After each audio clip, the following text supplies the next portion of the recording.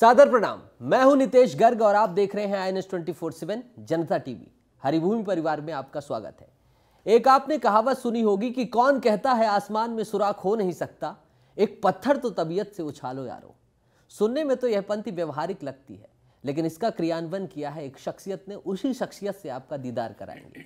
जी हां, पंच से लेकर विधायक, विधायक से सांसद, सांसद से मंत्री और मंत्री के बाद मुख्यमंत्री तक का सफर तय करने वाले आज हमारे साथ छत्तीसगढ़ के वर्तमान मुख्यमंत्री विष्णुदेव साय जी हैं।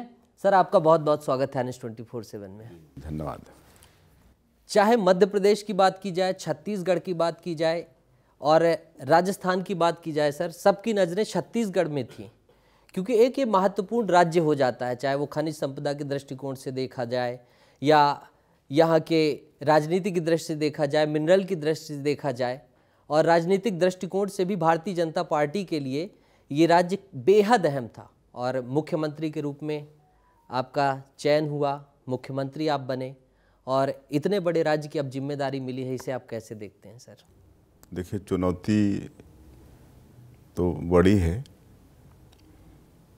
मुख्यमंत्री का दायित्व बड़ा महत्वपूर्ण है, लेकिन मुझे पूरा विश्वास है कि हमारे जो राष्ट्रीय नेतृत्व है, आदरणीय प्रधानमंत्री श्री नरेंद्र मोदी जी हैं, गृह मंत्री आदरणीय श्री अमित शाह जी हैं, हमारे राष्ट्रीय अध्यक्ष JP नड्डा जी हैं, और भी कई बड़े बड़े लोग हैं।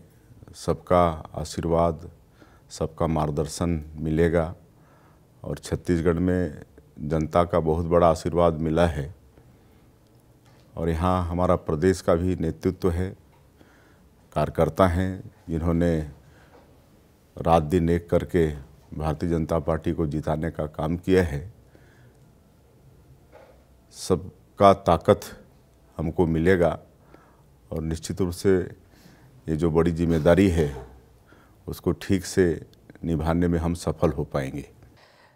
आपके कैबिनेट विस्तार हो चुका है, मंत्रियों ने शपथ ले ली है, लेकिन अभी विभाग आवंटन की बात नहीं आई है। कब तक ये विभाग आवंटन हो जाएगा सर? बहुत जल्दी हो जाएगा। अभी तो 2 दिन पहले ही मंत्रियों का शपथ ग्रहण हुआ है और विभागों का आवंटन भी बहुत जल्दी हो जाएगा।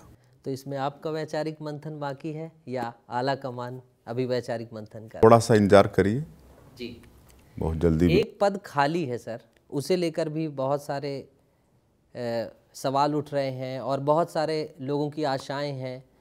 भारतीय जनता पार्टी में ही क्या माना जाए, वो आने वाले समय में वरिष्ठों को मिल सकता है या कनिष्ठों को, जैसा कि समन्वय की बात की जाती है, या उस पद को लेकर अभी कोई विचार नहीं हुआ? अभी एक पद खाली है, आने वाले समय में उसमें भी भरे जाएंगे, कोई ना कोई मंत्री उसमें भी आएंगे। सरकार बनते ही सर आपने 3 प्रमुख कदम उठाए। 18 लाख आवास की चाहे बात की जाए सर, 21 क्विंटल धान खरीदी की बात की जाए, और फिर चाहे बात की जाए आपकी बोनस देने की, जो 10 साल बाद आप देख रहे हैं। इस पूरे घटनाक्रम को आप कैसे देखते हैं? यही आपकी पहली प्राथमिकता कैसे रही कि यही कदम सबसे पहले उठाने हैं? और इस पूरे जो आपकी तीनों पहले ही आपने सबसे पहली बैठक में निर्णय लिया, इसे क्रियान्वित करने का आपके मन में कैसा है? देखिए, मोदी की गारंटी में छत्तीसगढ़ की जनता से, यहाँ के किसानों से वादा था कि भारतीय जनता पार्टी की सरकार बनेगी। तो सरकार का पहला काम पिछले 5 वर्षों में कांग्रेस की सरकार में जो प्रधानमंत्री आवास योजना से वंचित थे, ऐसे 18 लाख लोगों का मकान स्वीकृत करने का पहला काम होगा। और हमारे देश के यशस्वी प्रधानमंत्री श्री नरेंद्र मोदी जी, वो भी छत्तीसगढ़ की जनता को विश्वास दिलाए थे कि सरकार बनेगी तो सबसे पहला काम 18 लाख मकान स्वीकृत करने का होगा। और मुझे खुशी हो रही है कि 13 तारीख को हम लोगों ने शपथ लिया, मुख्यमंत्री और दोनों हमारे डिप्टी CM, और 14 तारीख को ही पहला कैबिनेट लिए और जिसमें 18 लाख मकान बनाने का निर्णय हम लोगों ने ले लिया। और आने वाले समय में 18 लाख लोगों का प्रधानमंत्री आवास बनेगा, जो पिछले 5 वर्षों में वंचित रह गए हैं। और भी ये बताते हुए खुशी हो रही है कि 25 दिसंबर श्रद्धेय अटल बिहारी वाजपेयी जी, जो हमारी पार्टी के भी संस्थापक हैं और छत्तीसगढ़ के भी निर्माता हैं, उनका जन्मदिन है, जिनको हम लोग सुशासन दिवस के रूप में मनाते हैं। तो 2 साल का 12 लाख से ज़्यादा किसान छत्तीसगढ़ के, उनका 2 साल का बोनस कल उनके अकाउंट में ट्रांसफ़र किया जाएगा। करीब 3500-3600-3700 करोड़ रुपया बोनस के रूप में उनके खातों में ट्रांसफ़र होगा। सर, जब ये बोनस की बात आई है, कल सुशासन दिवस है, आप पूरे छत्तीसगढ़ में 3700 करोड़ लगभग राशि अंतरित कर रहे हैं। उसी दरमियान कांग्रेस पार्टी कह रही है कि 21 क्विंटल धान खरीदी की बात कर दी, लेकिन 3100 रुपये में खरीदी होगी, इसका आदेश जारी नहीं किया।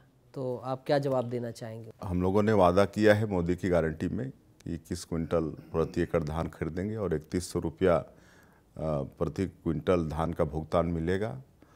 तो हम लोग पूरा वचनबद्ध हैं, मोदी की गारंटी में जो भी वादा किए हैं उसको 100% पूरा करेंगे। मतलब मोदी की गारंटी, मतलब गारंटी पूरा होने की गारंटी। जो लोग ये अपेक्षा कर रहे थे कि डबल इंजन की सरकार है, अगर कल ही ये हो जाता 3100 रुपये वाला भी और बोनस वाला भी, तो उनके लिए आप क्या कहना चाहेंगे? धैर्य रखने की बात कहेंगे? हाँ, थोड़ा धैर्य रखने के लिए तो बोलेंगे ही जी। हाँ, किसानों के साथ अन्याय नहीं होगा जी। सर, आ जाते हैं अब 2 महत्वपूर्ण बिंदु और हैं। कानून व्यवस्था की बात की जाए और नक्सलवाद की। नारायणपुर में रतन दुबे की शहादत हुई जब भारतीय जनता पार्टी के कार्यकर्ता जब प्रचार कर रहे थे, और अभी एक अलग तरह से ट्रैक में नक्सली दिख रहे हैं। बसों को जो कि बंद के दौरान भी डैमेज नहीं किया जाता था, अब भारत बंद जैसी बात कर रहे हैं। तो नक्सल और कानून व्यवस्था को लेकर आपकी सरकार क्या कदम उठा रही है? देखिए, पिछले 5 वर्षों में कांग्रेस की सरकार में छत्तीसगढ़ के अंदर कानून व्यवस्था बिल्कुल चौपट हो गई थी। चोरी, डकैती, लूटपाट चरम पर था। दिन दहाड़े रायपुर जो प्रदेश की राजधानी है, वहाँ चाकूबाजी कई बार हुआ है। माता बहनों का इज्जत भी सुरक्षित कांग्रेस की सरकार में नहीं था, लेकिन जब से सरकार बदली है तो कानून व्यवस्था भी चुस्त दुरुस्त हुआ है और जितने आपराधिक तत्वों के लोग हैं सब सहमे हुए हैं और बदला नज़र आ रहा है। और जहाँ तक नक्सलवाद की बात है, उस पर भी डबल इंजन की सरकार है, निश्चित रूप से मजबूती के साथ नक्सलवाद से लड़ाई लड़ेंगे। जब आप कानून की बात कर रहे हैं सर, तो इसमें बुलडोजर की प्रक्रिया सम्मिलित नज़र आती है। देखिए, जो भी अपराध होंगे उस पर जांच होगी और कठोर से कठोर कार्रवाई दोषियों के खिलाफ में होगी। दोषियों के खिलाफ कार्रवाई होगी। घोषणा पत्र में सर आते हैं, काफ़ी वादे किए गए हैं इसमें, चाहे वो महतारी वंदन योजना जैसी बात हो, चाहे वो भूमिहीन मजदूरों की बात हो, सभी वर्गों को आपने, चाहे वो नेशनल कैपिटल रीजन की तर्ज पर रीजन बनाने की बात हो, तो आपका एजेंडा क्या है, आपका विज़न क्या है? आने वाले समय में मोदी की गारंटी को किस तरह से इम्प्लीमेंट किया जाएगा?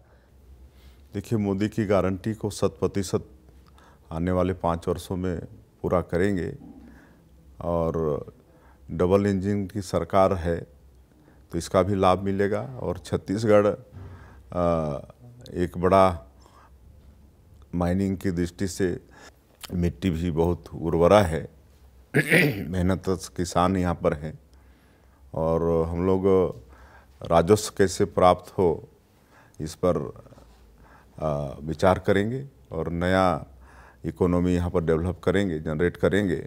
और निश्चित रूप से मुझे विश्वास है कि जो भी मोदी की गारंटी में हम लोगों ने, हमारी पार्टी ने छत्तीसगढ़ की जनता से वादा किया है उसको 5 वर्षों में पूरा करेंगे। एक महत्वपूर्ण प्रश्न और है सर, पीएससी घोटाले को आपने केंद्र बिंदु बनाया था चुनावी प्रचार अभियान के दौरान, केंद्र बिंदु रहा, आप पर युवाओं ने भरोसा जताया, फर्स्ट टाइम वोटर्स ने भरोसा जताया। अब पीएससी घोटाले को लेकर जो कथित रूप पर कहा जा रहा था, उसको लेकर आपकी क्या योजना है? और दूसरी चीज़, जो इतने समय से सरकारी परीक्षाएं लंबित हैं, उसे लेकर आप आगे क्या कदम उठा सकते हैं? जाहिर सी बात है, अभी सर नवगठित सरकार है, लेकिन आपके दिमाग में क्या है इसे लेकर? देखिए, पीएससी में भारी घोटाला हुआ है और उसकी जांच की बात चुनाव प्रचार के दौरान हम लोगों ने की है, हमारे प्रधानमंत्री जी ने भी किया है। और फिर से मैं एक बार आश्वस्त करना चाहूँगा कि निश्चित रूप से इसकी उच्च स्तरीय जांच होगी और मतलब स्टूडेंट लोगों के साथ न्याय होगा। अगर सरकारी परीक्षाओं की बात की जाए सर, उन्हें गति देने के संदर्भ में, देखिए, हमारे मोदी की गारंटी में जो करीब 1 लाख बैकलॉग के पद हैं छत्तीसगढ़ के अंदर में, उसको पूरी पारदर्शिता के साथ भरने की बात हमने कही है और उस पर अमल करेंगे। आने वाले समय में हमारे बेटा बेटियों को रोज़गार मिलेगा। आगामी लोकसभा चुनाव बिल्कुल कुछ ही महीने बचे हैं, इस बार 11 में कितनी सीटें सर? देखिए, पिछले कई बार से हम लोग 10 सीट, अभी 9 सीट जीते हैं और हम आश्वस्त करना चाहेंगे कि आने वाला 2024 के लोकसभा चुनाव में 11 की 11 पूरी सीट भारतीय जनता पार्टी को जिता के देंगे। ठीक है सर, अब इंटरव्यू समापन की तरफ है। अगली मुलाकात सर पुराने सीएम हाउस में होगी या नए सीएम भवन में मुलाकात हो सकती है? अब इस पर थोड़ा इंतजार करिए। बहरहाल, तो ये थे हमारे साथ छत्तीसगढ़ के नवनिर्वाचित चौथे मुख्यमंत्री विष्णुदेव साय जी। सर, आपका बहुत बहुत धन्यवाद। हरिभूमि परिवार की तरफ से आपने हमको अपना बहुमूल्य समय दिया। आपका भी धन्यवाद, आपके पूरे परिवार को धन्यवाद।